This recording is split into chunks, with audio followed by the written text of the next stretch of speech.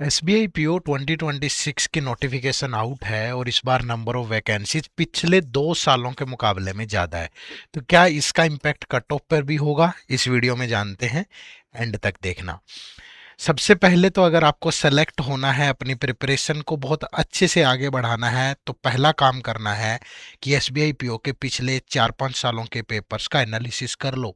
Pre और mains को proper देखो कि प्री और मेंस के लेवल में अंतर क्या है, एग्जैक्ट लेवल ऑफ क्वेश्चन क्या है, किस टॉपिक से कितने क्वेश्चन आते हैं, एंड ऑल सारी चीज़ें अच्छे से डिस्कस कर लो एक बार अपने साथ। मतलब प्रॉपर एनालिसिस करो उसका, फिल्टर करो चीज़ों को और तब अपनी जर्नी को आगे बढ़ाओ। फ्री ऑफ कॉस्ट कर सकते हो, इसी वीडियो के डिस्क्रिप्शन में लिंक है जहां आपको ये सारी चीज़ें मिल जाएंगी। तो इस वीडियो में ये डिस्कस करेंगे कि प्रीवियस ईयर की कट ऑफ क्या जाती है और वैकेंसीज क्या रही हैं 2021 से 2025। फिर आपके लिए क्या सेफ टारगेट स्कोर हो सकता है और क्या हायर वैकेंसीज का मतलब लोअर कट ऑफ होगा। वीडियो को शुरू करते हैं। तो सबसे पहले प्रीवियस ईयर कट ऑफ देखें अगर 2021 से 2025 और नंबर ऑफ वैकेंसीज। तो अगर आप यहाँ देखोगे तो नंबर ऑफ वैकेंसीज हैं 2056 2056। और जो कट ऑफ्स हैं वो यू आर की 63 है, ई डब्ल्यू एस की 62.75 है। तो लगभग यू आर और ई डब्ल्यू एस और ओबीसी में तो बहुत ज़्यादा अंतर नहीं होता है। फिर एससी और एसटी की थोड़ी कम हो जाती है, 7-8-10 नंबर तक भी। 7-8 नंबर एससी कम हो जाती है और एसटी की और उससे 6-7 नंबर कम हो गई। फिर 2022 में अगर मैं देखूं तो वैकेंसीज कम हो गई। देखो वैकेंसीज कम होगी लेकिन इसके बावजूद कट ऑफ भी कम हो गई। ठीक है, तो आप ये अंदाजा मत लगाओ कि इस बार जो वैकेंसीज हैं वो 1500 हैं भाई। ठीक है, 2026 की जो वैकेंसीज हैं वो 1500 है। तो यहाँ 2056 वैकेंसीज के बावजूद नेक्स्ट ईयर जब वैकेंसीज आती है तो कट ऑफ कम हो जाती है। ठीक है, फिर यहाँ देखोगे आप वैकेंसीज थोड़ी बढ़ी लेकिन कट ऑफ उसी लेवल पे रही, सिमिलर उतना ही, कोई ज़्यादा अंतर नहीं आया। ठीक है, फिर वैकेंसीज कम हुई, बहुत ज़्यादा कम होगी। आप देखोगे यहाँ 2000 है तो यहाँ 600 होगी 2024 में, लेकिन कट ऑफ में बहुत ज़्यादा मार्जिन नहीं आया, 59.25 से 61.75 पे चले गई।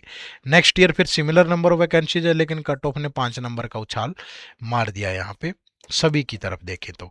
ठीक है, तो इन सब चीज़ों को कंक्लूड करेंगे। ये भी ये चीज़ ध्यान रखना आप कि अगर आप ये सोच रहे हो कि यार यहाँ से 541 से वैकेंसीज हो गई हैं 1500, तो कट ऑफ पे बहुत ज़्यादा फर्क पड़ेगा, ज़्यादा कम जाएगी या लो जाएगी आप सोच रहे हो, तो ऐसा नहीं होने वाला है। ठीक है, इसका कारण क्या है, आप यहाँ देख लो ना कि वैकेंसीज कम हुई इसके बावजूद कट ऑफ भी कम हो गई। ठीक है, और अगर आप यहाँ देखोगे कि वैकेंसीज बढ़ गई, ठीक है, यहाँ वैकेंसीज बढ़ी है कट ऑफ पे तो भी फर्क नहीं पड़ा। यहाँ वैकेंसीज कम हुई तो कट ऑफ बढ़ गई, यहाँ वैकेंसीज कम हुई तो कट ऑफ कम हो गई। कुछ तो चीजें और भी होंगी जो इम्पैक्ट डालती होंगी ना। यहाँ आप देखोगे 2000 से 1673 हुई है, कम हुई है लेकिन कट ऑफ भी कम हुई है। यहाँ वैकेंसीज थोड़ी कम हुई है लेकिन कट ऑफ बहुत ज्यादा बढ़ गई है। समझ पा रहे हो, तो इन चीज़ों को थोड़ा कंक्लूड करेंगे हम। तो ये चीज़ ध्यान रखना भाई, अगर ये सोच रहे हो कि 540 से 1500 हो गई है तो कट ऑफ कम जाएगी तो कोई चांसेज नहीं है। ठीक है, हालांकि डिपेंड करेगा पेपर के लेवल पे भी। अब यहां अगर आप देखोगे यहां कट ऑफ ज्यादा क्यों नहीं बढ़ी, पता है, क्योंकि लेवल बढ़ गया पेपर का। यहां आप देखोगे तो स्पीड मैथ के काफी क्वेश्चन आ रहे हैं क्वांट में, यहां एकदम से कम हो गए। यहाँ एकदम से क्वांट का लेवल भी कम हो गया, यहाँ 35 क्वेश्चन है यहाँ एकदम से 30 क्वेश्चन हो गए। रीजनिंग के भी 35 थे यहाँ 30 हो गए। तो वो एक बड़ा इंपैक्ट है। फिर एकदम से ये पैटर्न चेंज हुआ, फिर लोगों को समझ में आ गया इंग्लिश पे ज्यादा जोर लगाना है तो कट ऑफ बढ़ गई। समझ पा रहे हो ना। तो सिर्फ एक वैकेंसीज का फर्क पड़ता है, लेकिन भाई ये बहुत ज्यादा अंतर नहीं डालेंगी, ये ध्यान रखना। तो आपकी जो कट ऑफ है, अगर आप ये सोच रहे हो कि सेफ टारगेट स्कोर क्या होगा, तो यही सेम। ठीक है, कम से कम इतना टारगेट आपको जरूर रखना है, इतना टारगेट आपको रखना है, यही सेम आपके लिए सेफ स्कोर है। जो 2025 की कट ऑफ है वही 2026 में रिपीट हो सकती है। ठीक है, बढ़ेंगी तो नहीं बहुत ज्यादा लेकिन बहुत ज्यादा कम भी नहीं होगी। हाँ, पेपर का लेवल ही एकदम से, यार उसने 2 DI ऐसे डाल दिए पेपर में, स्पीड मैथ के क्वेश्चन कम कर दिए। ठीक है, रीजनिंग में पजल अरेंजमेंट बढ़ा दी, इंग्लिश में थोड़ा क्लोज टेस्ट और कॉम्प्रिहेंशन एक साथ डाल दिए, ये बड़ी कट ऑफ कम हो जाएगी। ठीक है, लेकिन आपका टारगेट यही होना चाहिए, कम भी हो सकती है बढ़ने के चांसेस कम है, कम हो सकती है लेकिन पेपर का लेवल बढ़ा तो, अदरवाइज यही टारगेट आप रखो। ठीक है, तो यही टारगेट आपको रखना है। और सेम अगर मैं मेंस की बात करूं तो मेंस में भी आप देखोगे तो मेंस में भी ये देखो 2023 में यूआर की 70 कट ऑफ है, फिर वैकेंसीज कम हुई तो बढ़ गई, फिर यहां कम हो गई। आप देख रहे हो, आप इतना सा हिसाब लगाओ कि यहां प्री में कट ऑफ बढ़ रही है और मेंस में कट ऑफ कम हो रही है।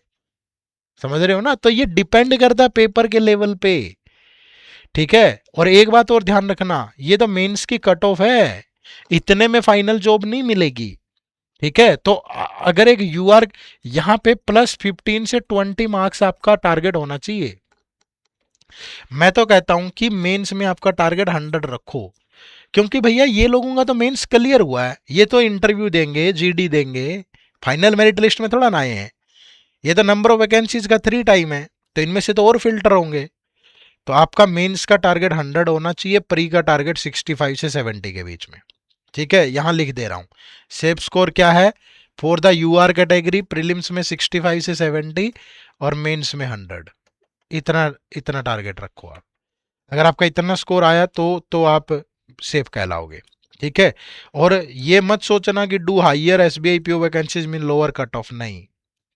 ठीक है, 3 मेजर पॉइंट फैक्टर्स पे डिपेंड करती है कट ऑफ। पहला नंबर ऑफ वैकेंसीज, तो नंबर ऑफ वैकेंसीज ठीक है हुई हैं, बट इतनी आती थी पहले, लास्ट 2 साल से कम आ रही थी भाई। लोग जो सारे बैंकिंग एग्जाम की तैयारी करते हैं, even regulatory body exam, RBI का पेपर खत्म हो चुका तो वो लोग भी बैठेंगे इसी पेपर में, जिनका नहीं हुआ आरबीआई। तो कंपटीशन ज़्यादा है, तो मुझे नहीं लगता कि वैकेंसीज का तो बहुत ज़्यादा इम्पैक्ट पड़ने वाला है। दूसरा, डिफिकल्टी लेवल पेपर का ये डिपेंड करेगा। अगर डिफिकल्ट आता है पेपर तो लास्ट ईयर से कट ऑफ कम हो सकती है, आसान आया तो क्या पता बढ़ भी जाए भाई।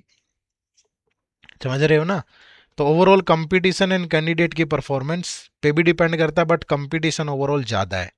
क्यों ज़्यादा है मैंने बता दिया, कि और कोई पेपर है नहीं आसपास, यही एक मेजर वैकेंसीज हैं। जो बच्चे बैंकिंग और रेगुलेटरी एग्जाम की तैयारी करते हैं तो वो यहाँ खूब कंपटीशन देने वाले हैं आपको। ठीक है, तो प्रीलिम्स में 65 से 70, मेंस में 100 लेके तैयारी करो। बेस्ट सोर्सेज से पढ़ो। बेस्ट सोर्सेज कौन सा? बेस्ट सोर्सेज की डेफिनेशन है कि आपको क्वांट, रीजनिंग और इंग्लिश मिल जाए बिल्कुल जीरो से हीरो वाली, मतलब कंसेप्ट क्लास हो, प्री वाली भी मेंस वाली भी, और टॉपिक वाइज टेस्ट हो साथ के साथ प्री और मेंस लेवल के। उसके बाद करंट अफेयर मिल जाए आपको पिछले 1 साल की, साथ में अपडेटेड हो एग्जाम तक, मंथली कंपाइलेशन एमसीक्यूज हो, डिस्क्रिप्टिव इंग्लिश का पैटर्न मिल जाए आपको, एसबीआई पीओ, पूरा कम्युनिकेशन स्किल जिसमें सिचुएशन एनालिसिस भी हो, ईमेल राइटिंग भी हो, प्रेसी राइटिंग भी हो, रिपोर्ट राइटिंग भी हो, फोल्डर मटेरियल भी हो, मिनी मॉक टेस्ट भी हो पीओ और क्लर्क लेवल के, फुल लेंथ टेस्ट भी हो प्री और मेंस लेवल के, प्रीवियस ईयर पेपर भी हो, इंटरव्यू गाइडेंस, मेंटर सपोर्ट, सब कुछ हो। कहाँ मिलेगा? ये हमारा बैंकिंग एग्जाम का महापैक कोर्स है, इसमें मिलेगा सब कुछ एक जगह, और बहुत अरेंज्ड अच्छे तरीके से दिया गया है। इसमें इनरोल करने के लिए इसी वीडियो के डिस्क्रिप्शन में लिंक है, जाओ और जाके इनरोल कर सकते हो। ठीक है, या फिर गूगल पे चले जाओ, सिंपली गूगल पे जाओगे, गूगल पे जाके टाइप करना है edutap.in, ये हमारी वेबसाइट ओपन होगी। यहाँ कोर्सेज में जाओगे, ये बैंकिंग कोर्सेज है। ठीक है, ये बैंकिंग कोर्सेज है, ये सिर्फ बैंकिंग एग्जाम का महापैक है, जिसमें एसबीआई, आईबीपीएस, आरआरबी, पी और क्लर्क, ये सारे एग्जाम आप टारगेट कर सकते हो। ठीक है, ये बैंक के साथ साथ आरबीआई भी है। ठीक है, बैंक के साथ आरबीआई भी है, यहाँ आरबीआई का फेज 1, फेज 2, इंटरव्यू सब कुछ है, और साथ में बैंक का भी। ठीक है, तो आपको जो भी सही लगे आप उसी कोर्स में इनरोल कर सकते हो अपनी सुविधा के अनुसार। ठीक है, पहले डेमो लेक्चर वगैरह लगा लेना, सब चीज़ें प्रॉपर दी गई हैं। आराम से जब आपको लगे ना कि यार ये मेरे लिए परफेक्ट है, तब इनरोल करना। ठीक है, चलो आप सबका बहुत बहुत शुक्रिया। चैनल पे नए हो तो सब्सक्राइब जरूर कर लेना यार। बाय बाय, टेक केयर, जय हिंद, जय भारत।